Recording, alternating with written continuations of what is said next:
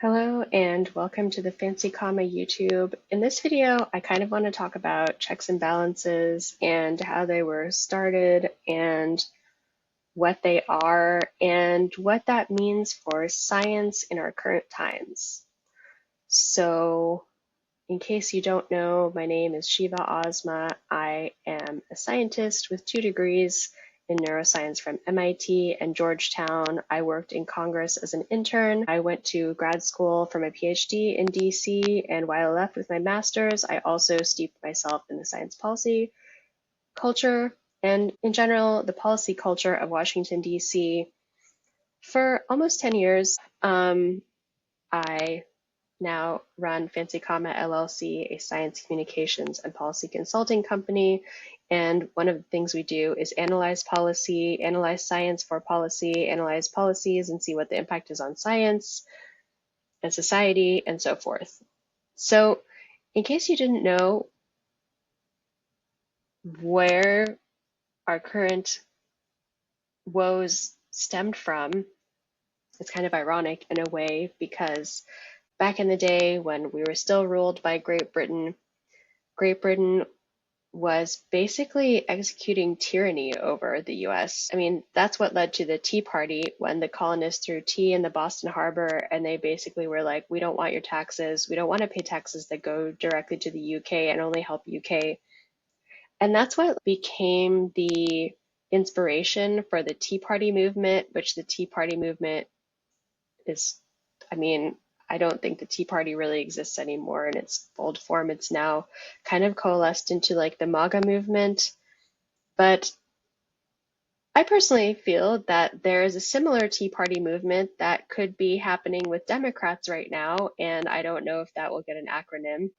I wouldn't say that what's happening right now necessarily borders on tyranny. I think it's just a series of incredibly aligned policy actions that help advance President Trump's agenda, but I kind of sort of see the glimmers of what the original OG Tea Party really did not like. Like, let's say in the Big Beautiful Bill's passage, the Big Beautiful Bill, I think, defunded public radio and public media. It took away food stamp benefits for many people, low income people. It raised the premiums for Affordable Care Act for the 15% of Americans that are on exchange insurance. Those are all things I don't support, like me personally, as like a voter and taxpayer. The defunding of US science, that was something I really didn't support. And back in March when I was doing my taxes and every day there were laying off people at the NIH and NSF, I was like, I paid my taxes. I just mailed in my taxes and I was like, here you go. I don't know what you're going to do with these, but I'm required by law to pay my taxes, so do with this money what you will.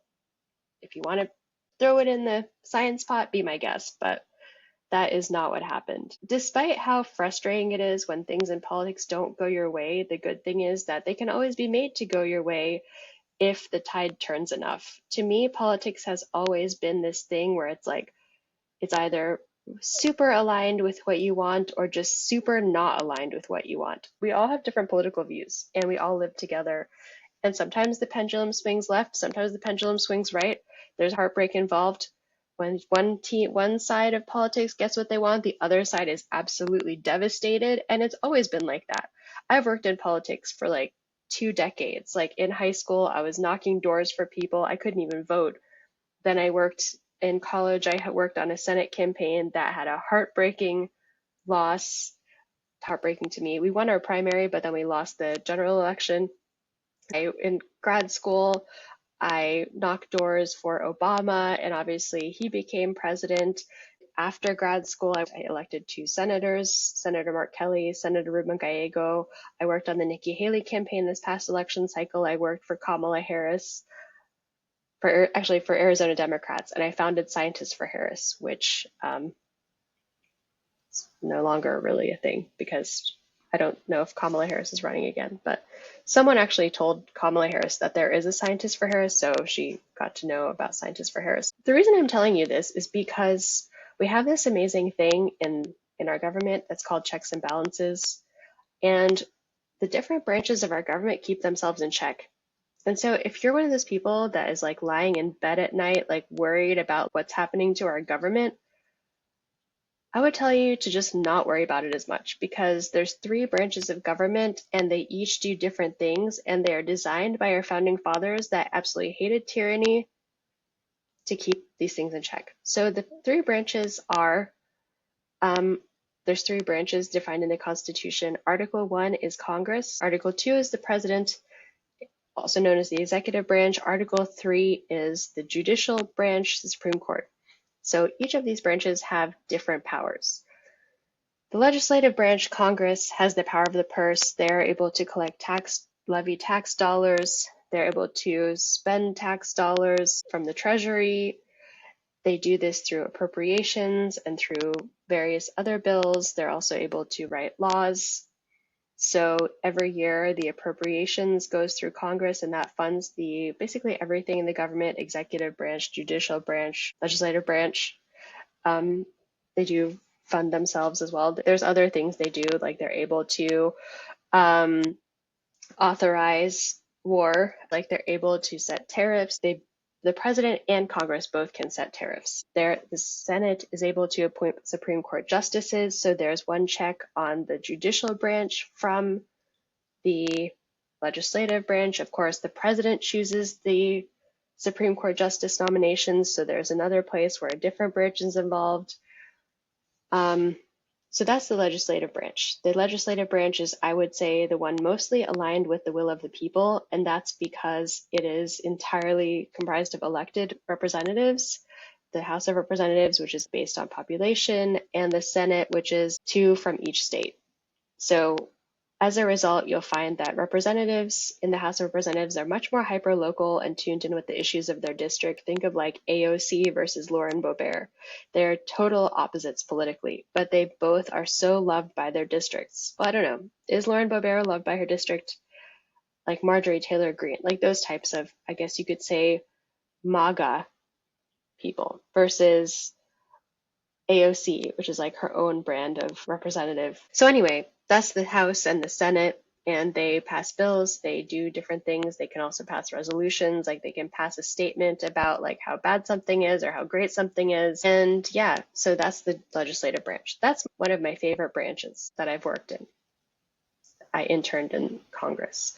Then we have in Article 2, the executive branch. And I also worked as a civil servant previously in the census, so I have also worked in the executive branch, but this video is not related to that. I'm just telling you that I have worked there. My views are not representative of the census, so I'm going to tell you a little bit about what the executive branch does. So the head of the executive branch is elected by the people through the Electoral College. So in case you don't know what that means, every state's majority of votes gives a certain amount of votes to electoral votes to the candidates for president.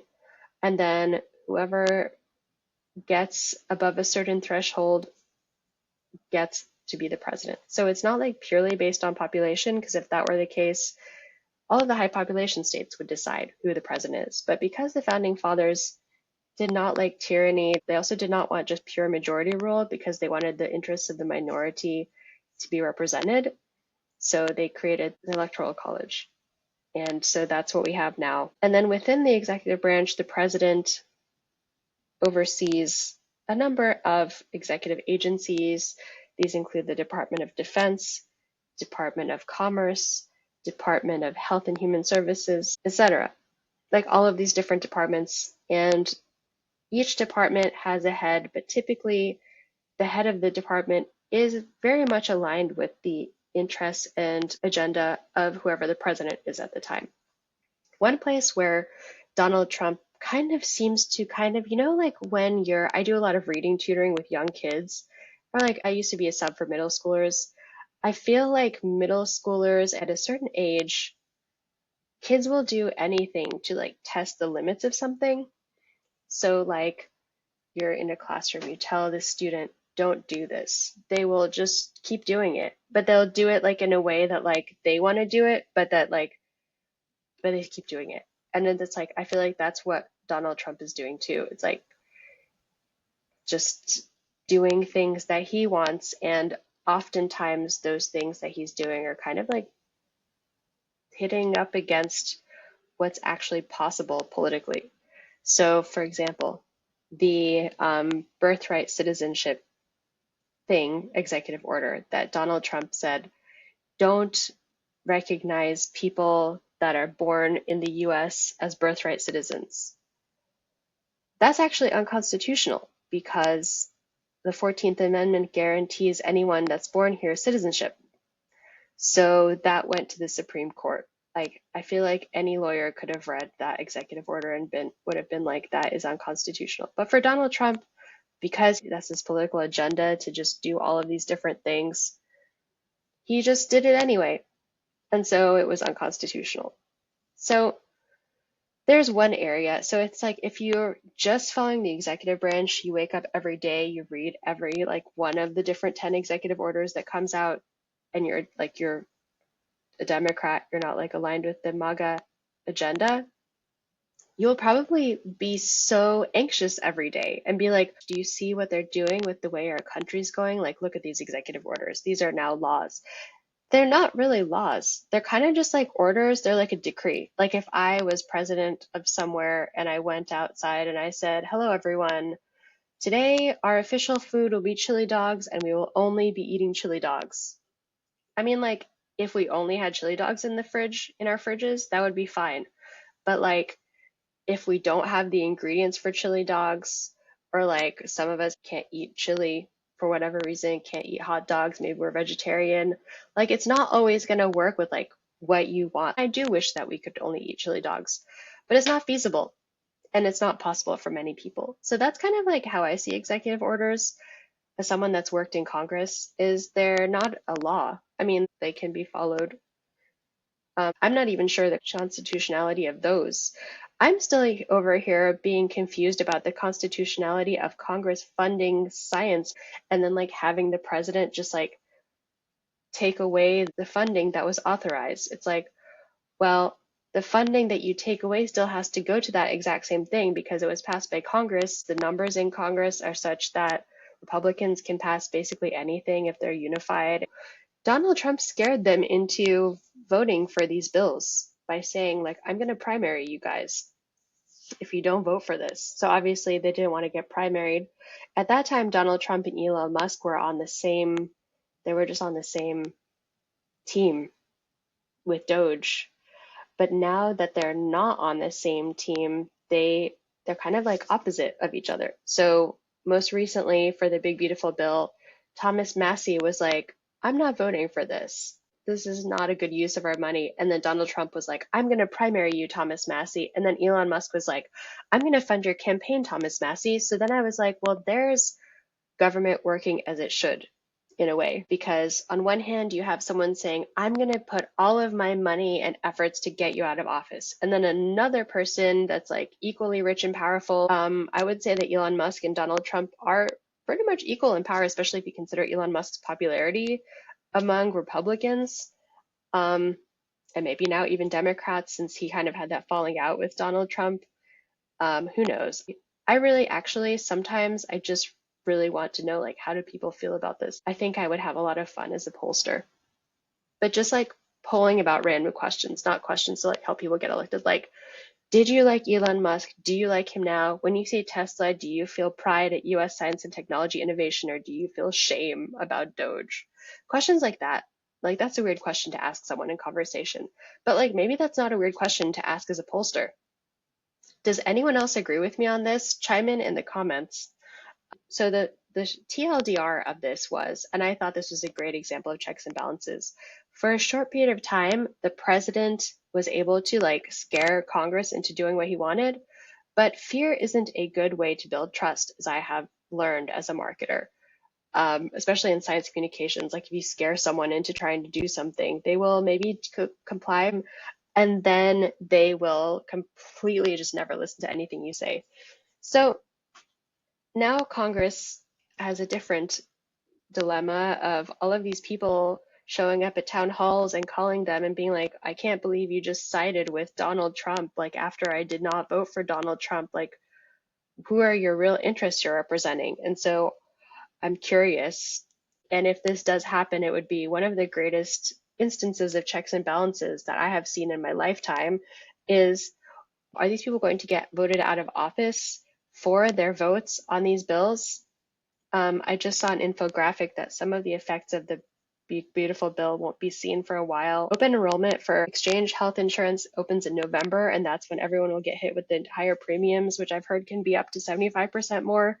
That will be a lot. Many people won't be able to afford their health insurance, which is kind of ridiculous. So if things really do get that bad for people, especially people who had all their jobs taken away, civil servants, the teachers that have lost Department of Education funding, there's so many people that have been affected by this. Like I've seen entire science labs just get shut down because the grants are going away. Those are all changing. I'm not sure how people feel about this. I want to ask people how they feel about it. I guess I will find out how they feel about it in the 2026 midterms.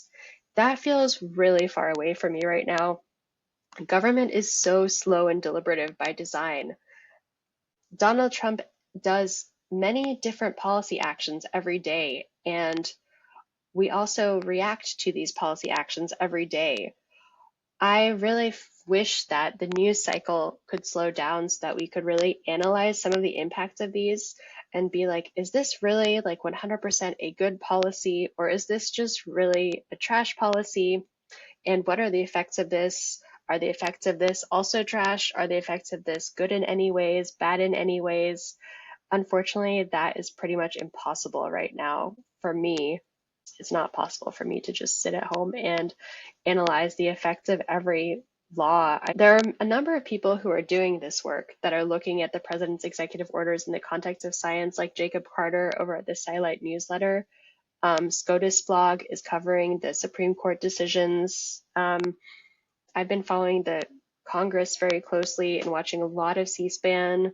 Only time can tell what the people's will really is. Like, did they really vote for this? Did they really vote for Donald Trump to do this? Or were they really motivated to vote for Donald Trump by the idea of saving $5? I wonder if they were really prepared to give up what they are losing now, if they really regret their vote, or if they're actually happy that they voted for Donald Trump. That's what I have no way of knowing.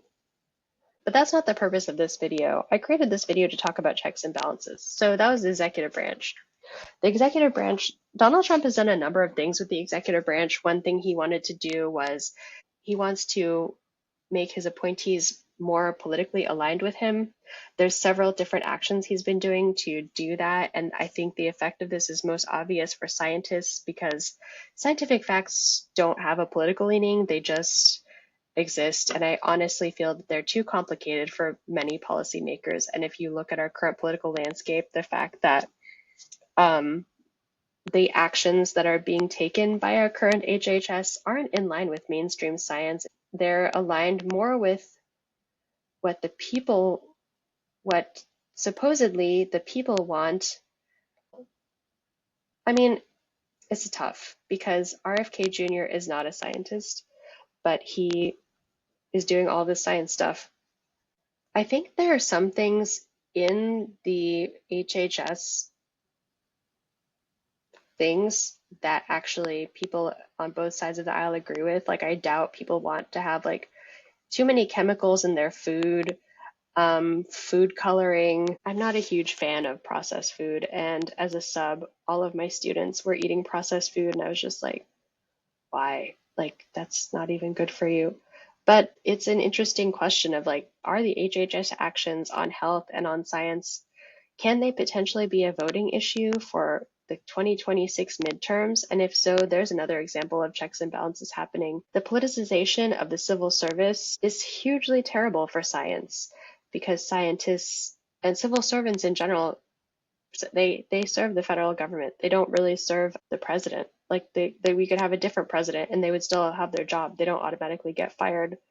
Many civil servants don't automatically get fired when there's a new president. So it doesn't make sense to have them be like to have an allegiance to that specific president. And if anything, as a voter, I would not want my civil servants to have specific political views that prevent them from making expert opinions.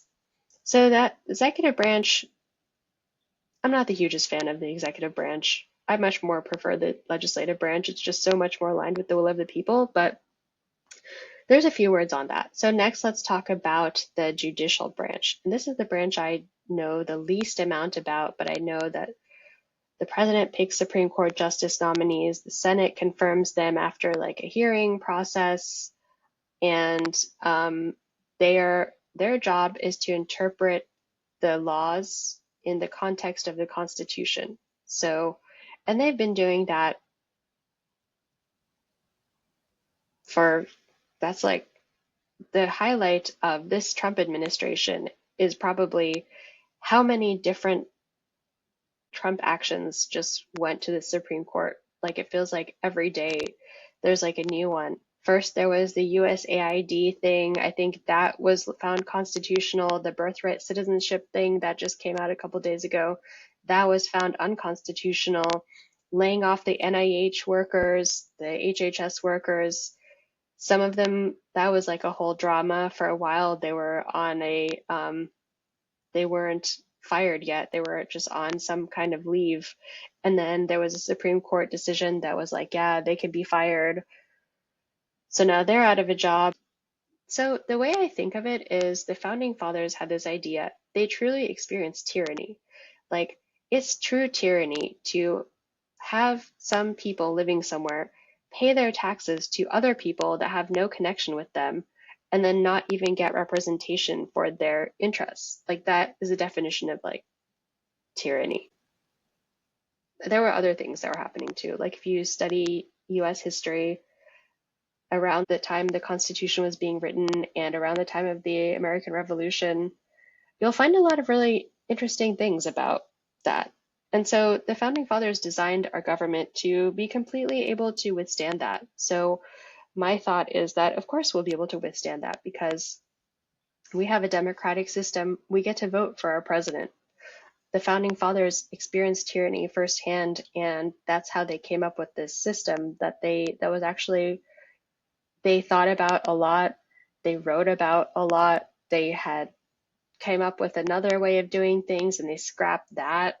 And so I feel like, and we've also been having this system of government for almost 250 years. So it would be weird if we did not survive this current time.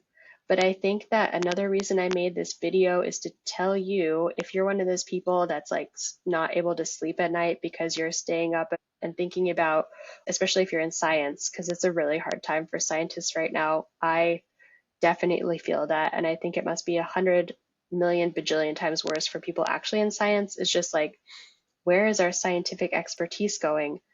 Are Europe and Asia and other places really draining our scientific talent right now because they're getting laid off in mass? What is the future of expertise in the United States? Like there's so many questions that really are very stressful. And to those people, I say the founding fathers were smart people. They were very much all about the philosophy of like having a non-tyrannical nation. So I think that we will very soon see the results of checks and balances in our own government, and especially because this is a time when people, including scientists, are more engaged than I have ever seen them in my lifetime. So I think that with those efforts, scientists will persevere and will usher in kind of a new era for science in public policy, where science is respected and well represented. Maybe we'll get a couple of scientists running for office, displaced federal workers. I would love to see someone that got laid off from NIH or who quit their research lab run for office. I would throw my full support behind that candidate. We need more scientists in Congress. We need more scientists in the judicial system.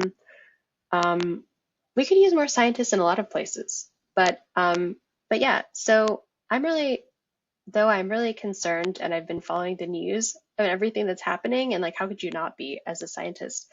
I feel really optimistic about what is really possible for our nation. So more on that and more perspectives to come on the Fancy Comma blog, so make sure to follow us if you're interested in the intersection of science and policy, society, marketing, journalism, communications, the power of science in our everyday world to do great things. Follow us for more. And thanks for watching this video. If you liked it, like it also with the like button, subscribe, tell your friends to subscribe to the Fancy Comma YouTube. Reach out to me at fancycomma.com/contact if you'd like to be interviewed on the Fancy Comma YouTube. We're here to have the conversation that no one else has the time or energy to have right now in science, and that is what is going on with science in the public policy sphere. All right, thanks for watching and see you in the next one.